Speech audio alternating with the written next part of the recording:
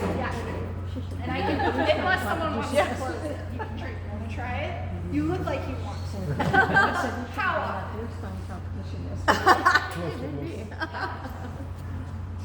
Watch your fingers.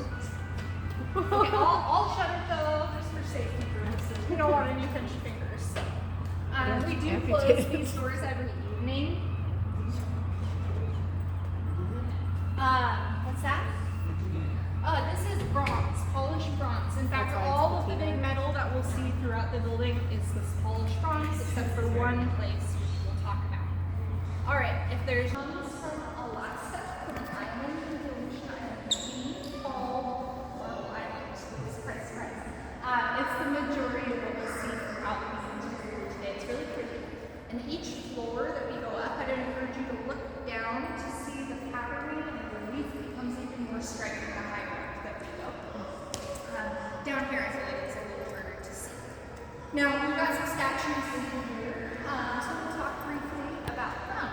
So every state gets to select 2 figures from their history, commission statues of them, and then send them back to the other DC, Washington, DC, where they live in statuary hold of all the other state statues. So these are the 2 that Washington had chosen to send. This lady over here is Mother Joseph. She was a young French Canadian nun who was sent to then Oregon Territory, so we were part of that before we were Washington Territory, to fundraise for and to build schools and hospitals. She was a sister of Providence. She's a neat lady. I've done a little bit of reading about her. Her father was a carpenter and a carriage maker, and he Alright, I wanted everyone to take a minute and look on either side of you, and what kind of office do you see? Yeah, Secretary of State. What's the other one? Governor, right. And on the other side of the building, we have our Lieutenant Governor and our State Treasurer. Monday through Friday. These are working offices. Those doors are open, so if you, citizen of Washington, can come down here and conduct your business with the governor if you have it.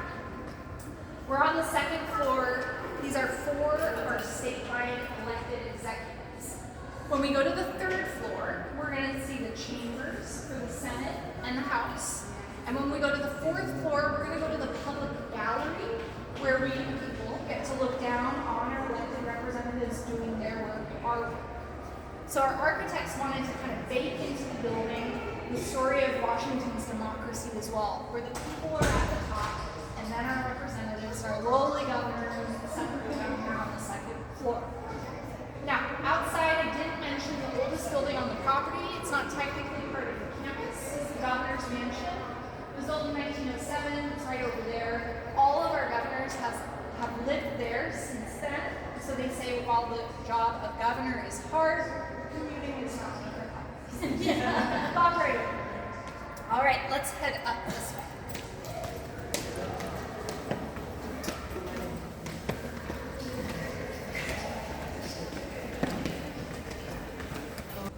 Does anybody recognize this photo?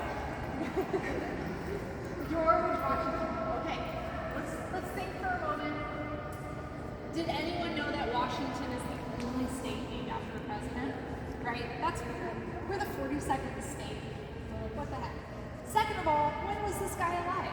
Not in 1889 when we became a state. Like, he wasn't over here doing stuff in the Pacific Northwest. Why on earth did we get named Washington? And there's 2 theories that I think both have merit, so we'll share them here today. There's probably more than 2. These are the 2 I took. One was that we wanted to be the state of Columbia, right? We've got the mighty Columbia River, that's our southern border, and it was a very popular name at the time, and we wrote back east, like, we'd like to be the state of Columbia.